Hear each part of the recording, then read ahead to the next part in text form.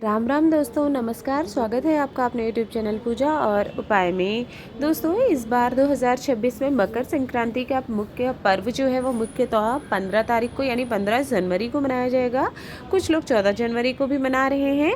इसमें दान और स्नान का विशेष महत्व होता है, इसीलिए जो है 15 जनवरी को ही ये त्यौहार मुख्य रूप से मनाया जा रहा है। इसके साथ ही 14 तारीख को एकादशी भी है, तो एकादशी में चावल खिचड़ी ये सब दान नहीं हो सकता है, ना ही आप खा सकते हैं। इस वजह से भी 15 तारीख को ही खिचड़ी का जो पर्व है वो मनाना उचित होगा। इसमें मुख्य चीज़ें, हमें कुछ चीज़ों का दान करना होता है जिनका विशेष महत्व होता है। इस वीडियो में आपको किन चीज़ों का दान करना चाहिए, 14 चीज़ें आपको दिखाने वाले हैं कि क्या क्या आप दान कर सकते हैं। आप चाहें तो एक ही चीज़ को 14 की संख्या में खरीद लें और उसे 14 अलग अलग लोगों को बांट दें। ऐसे भी कर सकते हैं, एक ही चीज़ 14 खरीदें, या तो फिर आप 14 चीज़ खरीद करके उसे अलग अलग व्यक्तियों में बांट सकते हैं। वो भी आपके ऊपर डिपेंड है कि आप कैसे देना चाहते हैं, पर मुख्य रूप से जितना सामर्थ्य उतना दान करें। इसमें हम आपको 14 चीज़ें दिखा रहे हैं, आप 14 दान कर सकें बहुत अच्छी बात है। नहीं कर सकते हैं तो जितना आपका सामर्थ्य हो, जितनी चीज़ें दान कर सकें, हमेशा उतना दान करना चाहिए। सबसे पहली चीज़ तो है खिचड़ी का दान। उसमें चावल में आपको उड़द की दाल आपको मिला करके, या फिर आप मूंग की दाल भी मिला सकते हैं, उसको मिक्स करके आपको खिचड़ी का दान करना है। कम से कम इतना दान करें कि एक आदमी उसमें भोजन कर सके, यानी एक कटोरी से ज़्यादा हो। बाकी संख्या आपके ऊपर है, आप पाव किलो, सवा किलो, 1 किलो, आधा किलो आप अपने हिसाब से भी दान कर सकते हैं। सबसे नंबर 1 पर तो खिचड़ी दान पर, अगर आप 14 तारीख को संक्रांति मना रहे हैं तो गलती से भी खिचड़ी का दान आप मत करिएगा, भूल कर भी। 15 को मनाने वाले लोग तो खिचड़ी का दान ज़रूर करें। दूसरी चीज़ जो आपको दान करनी है वो है तिल।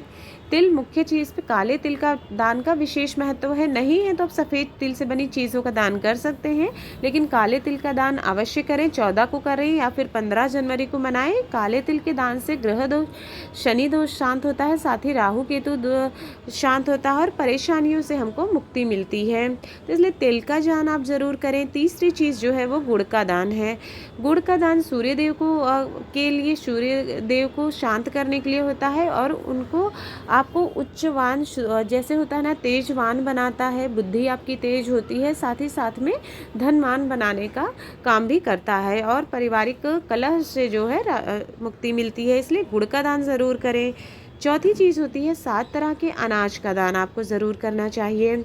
अब आप सप्तधान कर सकते हैं दान, या तो फिर 7 तरह के किसी भी अनाज का दान करें। इसे आप किसी व्यक्ति को भी दे सकते हैं, या फिर थोड़ा थोड़ा ले करके इसे आप पीस करके बारीक सा पक्षियों को भी डाल सकते हैं, खिला सकते हैं, या गाय को भी खिला सकते हैं 7 तरह के अनाज।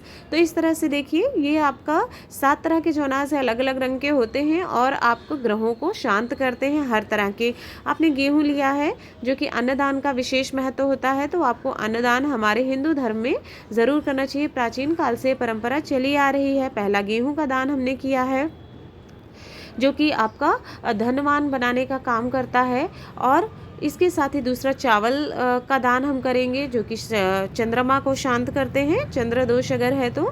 और पीली दाल यानी कि चने की दाल करिए जो कि हमारे गुरु ग्रह को शांत करता है और आपको धनवान बनाने का काम करता है। साथ ही गुरु ग्रह से आप बहुत ऊंचे रंक से राजा बन सकते हैं, ऐसा भी है। आपका गुरु ग्रह दोष समाप्त होता है, साथ ही आप पर गुरु भगवान की, बृहस्पति भगवान की कृपा प्राप्त होती है। काली दाल यानी काले उड़द का दान करने से आपको जो है शनि दोष, राहु दोष से मुक्ति मिलती है। सफ़ेद वस्तुओं के दान से, इस तरह से सफ़ेद मोठ लिया है, आप कोई और अनाज भी ले सकते हैं, चौली इसे कहते हैं, ये दान कर सकते हैं आप। हरी मूंग दाल कर दीजिएगा, उससे बुध ग्रह का कृपा प्राप्त होती है, बुध ग्रह आपको दोष समाप्त होता है। और मैंने राजमा के चावल लिए हैं, छोले वाले चने लिए हैं, आप खड़े चने भी ले सकते हैं। अगर चने की दाल नहीं है तो खड़ा चना ले लीजिए। ये तो हो गया 7 तरह के अनाज का दान आपको बताया है। चौथी चीज़ें हो गई, ठीक है। ये आप अपने हिसाब से, ज़रूरी नहीं है जो मैंने रखा वही आप रखें। अगली 5वीं चीज़ जो होती है वो घी का दान है। ये लक्ष्मी माता के लिए किया जाता है, धन में वृद्धि के लिए। इसको धन से जोड़कर देखा जाता है, तो इससे घर में सुख समृद्धि आती है, यश वैभव आता है, माता लक्ष्मी का आगमन होता है घी का दान करने से। तो जैसी आपकी सामर्थ्य है आप उस हिसाब से छोटा ही 100 ग्राम ले लीजिए घी, पाव किलो ले लीजिए, जैसा है। छोटे छोटे पाउच आते हैं 100-100 ग्राम के, आप वो भी ले सकते हैं। चाहे तो आप 14 पाउच ले लीजिए और 14 लोगों को दान कर दीजिए, है ना। अपने हिसाब से आप घी का दान करें। अगला है तिल का दान। तिल के दान का बहुत विशेष परंपरा चली आ रही है। शनिदेव भी इससे प्रसन्न होते हैं, साथ ही राहु केतु के दोषों से भी मुक्ति मिलती है। आप सरसों का तेल दान कर सकते हैं, तिल का तेल दान कर सकते हैं। दोनों ही बहुत ही अच्छे मानते हैं। आप छोटा बड़ा जैसी आपकी सामर्थ्य है उस हिसाब से तिल का दान करें। इसके साथ ही अगर आप अन्न दान कर रहे हैं तो आपको नमक का दान करना चाहिए। इससे शत्रुओं से मुक्ति मिलती है। घर में जो नकारात्मक ऊर्जा होती है, नेगेटिविटी है, कलेश है और लड़ाई झगड़ा होता है, वो सब चीज़ें दूर भागती हैं, बीमारियां दूर भागती हैं। तो हमें नमक हो सके तो सेंधा नमक का दान करें, नहीं है तो आप नॉर्मल जो नमक है उसको भी दान कर सकते हैं। अगली 8वीं चीज़ जो है वो है सुहाग सामग्री का दान करें। सुहाग सामग्री जितना आप दान करते हैं उतना ही आपके सुहाग में वृद्धि होती है। और मकर संक्रांति पर तो दान का कई गुना अनंत फल आपको प्राप्त होता है। तो इसलिए अपनी सामर्थ्य के अनुसार सुहाग की सामग्री जो है 4 या 5 आप ले सकते हैं, या ज़्यादा नहीं ले सकते हैं तो केवल बिंदी के ही 14 पैकेट आप ले करके 14 अलग अलग लोगों को दान करें, या एक ही लोग को आप 4-5 वस्तुएं ले लें। सर्दी का टाइम है तो जो कोल्ड क्रीम्स होती हैं, बॉडी लोशन वगैरह होते हैं, है ना, मॉइस्चराइज़र, आप वैसी चीज़ें दान करें तो अति उत्तम होता है। बाकी आप अपने अनुसार चूड़ी का डब्बा भी अलग से, जैसे केवल चूड़ी देना चाहते हैं दान तो 14 ले सकते हैं, 7 ले सकते हैं अलग से, है ना। एक एक दर्जन का या आधा दर्जन अपनी सामर्थ्य के अनुसार दान कर सकते हैं चूड़े की चीज़ें। तो इस तरह से 4-5 सुहाग सामग्री जो है, आप किसी एक को ही देना चाहते हैं तो 4-5 सुहाग सामग्री इकट्ठा कर लें और उसे आपको दान करना चाहिए। अगली चीज़ होती है 9वीं चीज़ जो है वो पूजा का सामान।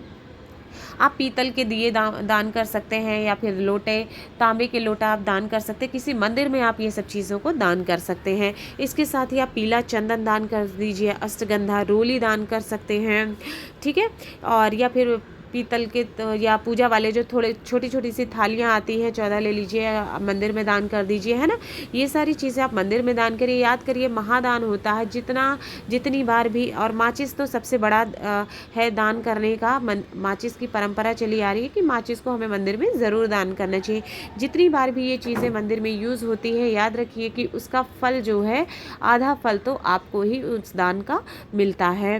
तो इसलिए मंदिर में हमें इन चीज़ों का दान जो है, जो भी आपकी सामर्थ्य है, ज़रूरी नहीं है सभी चीज़, धूप बत्ती है ना, घी है, जो भी आपकी सामर्थ्य है, जितनी सामर्थ्य है, लेकिन दान कुछ ना कुछ मंदिर में करें, क्योंकि उस पूजा का, उस फल में, उस चीज़ से जितनी भी पूजा होगी उसका कुछ ना कुछ फल आपको 1000 गुना होकर के ज़रूर मिलता है। अगली जो चीज़ होती है वो है वस्त्रों का दान। 10वां हमारा है वस्त्रों का दान।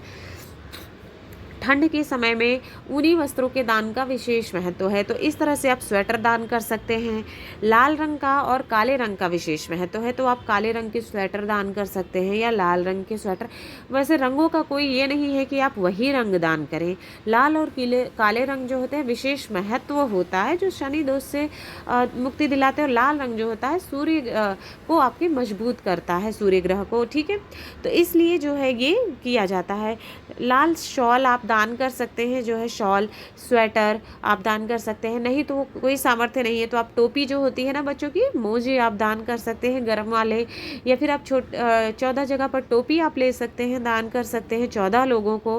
कंबल आपको जो है जितना हो, किसी भी ज़रूरतमंद है उनको आप कंबल दान करिए। और जो रोड पे और भी कहीं होते हैं आसपास, आपके कई गरीब है, आपके पड़ोस में रहता है, तो उन्हें आप कंबल दान कर दीजिए अपने हिसाब से, है ना। तो ये सारी चीज़ें होती हैं जो आप छोटी सी चीज़ों में भी दान कर सकते हैं। ज़रूरी नहीं है कि बहुत बड़ी बड़ी चीज़ें दान करें। ये चीज़ें आप किसी ब्राह्मण को दान कर सकते हैं, मंदिर में दान कर सकते हैं, ज़रूरतमंद को दान कर सकते हैं, या फिर कोई गरीब है आप उसे भी दान कर सकते हैं। अगला 11वीं चीज़ है कि दीपक का दान। आपको 14 दीपक का दान करना चाहिए, चाहे आप तिल के तेल में करें या फिर घी के तेल में बाती जला करके करें। 14 नहीं कर सकते हैं तो आप 5 दीपक का दान जरूर करना चाहिए, जो कि आप तुलसी के नीचे लगाइएगा, आप अपने घर के मंदिर में जलाइएगा, किचन यानी कि रसोई में अपने ज़रूर जलाइएगा। साथ ही केले का पेड़ है, पीपल का पेड़ है, तो इस जगह पर ज़रूर जलाइएगा। इस तरह से हमें 5 जगहों पर जो है 5 दीपक का दान ज़रूर करें, नहीं तो आप नदी के किनारे जा कर के भी एक दीपक का दान कर सकते हैं अगर आपके आसपास कहीं पर है तो। अगली 12वीं चीज़ जो होती है वो है सब्जियों का दान। आप आलू दान कर सकते हैं, मौसमी बहुत सारी हरी-हरी सब्जियां आ गई हैं तो आप गोभी सब्जी किसी भी प्रकार की सब्जी का दान कर सकते हैं। 13वीं चीज़ जो होती है वो फलों का दान। अपनी सामर्थ्य के अनुसार जो भी आप फल चाहे, केला है, आजकल सेब भी आ गए हैं, संतरे मिल रहे हैं, है ना? अपनी सामर्थ्य के अनुसार आप फलों का दान भी कर सकते हैं। इसके साथ ही दक्षिणा ज़रूर रखें। दक्षिणा ज़रूरी नहीं बड़ी हो, अगर आप जैसे अलग-अलग लोगों को दान कर रहे हैं तो जो भी चीज़ अलग लोगों को दें उनके साथ दक्षिणा ज़रूर रखें, चाहे 10 रुपये 20 रुपये रखें। अगर एक ही को सब दे रहे हैं 14 पूरी चीज़ें सारी, तो आप एक ही के ऊपर जो भी दक्षिणा है 50 51 100 रुपये वो आप रख दीजिएगा। अलग अलग लोगों के दें तो दक्षिणा सबको देनी है तो उस हिसाब से चाहे 10 ही रुपये दें। अगर किसी को आपने खिचड़ी दिया उसे 10 रुपये दें, किसी को सुहाग सामग्री अलग को दे रहे हैं तो उसे भी 10 के 20 रुपये दे दें, ऊनी वस्त्र किसी और को दे रहे हैं, है ना? तो आप उस हिसाब से भी देख लीजिए कि सबको आप दक्षिणा ज़रूर रखें। तो ये सारी चीज़ें हैं जो आपको मकर संक्रांति पर दान में दे सकते हैं।